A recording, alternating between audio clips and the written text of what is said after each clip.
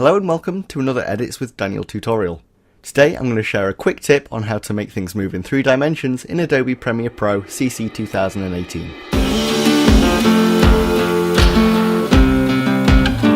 So firstly we're going to use the Essential Graphics panel to create a new title.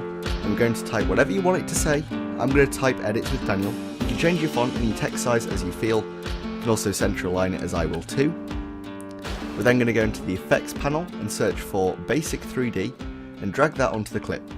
Then in the Effects Controls panel we can start moving the swivel and tilt values to make our text move.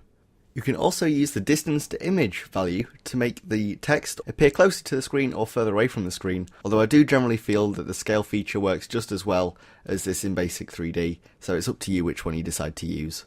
Using keyframes, I'm going to set my tilt to 90 at the start and then 0 after a second. Then I'm going to Bezier the keyframes and it makes a nice neat little animation of the text appearing. So this has been another tutorial from Edits with Daniel. If you've enjoyed it, please let me know in the comments section, and please do consider subscribing to see more quick and easy tutorials that will improve your editing ability. But for now, thank you for watching and I'll see you next time.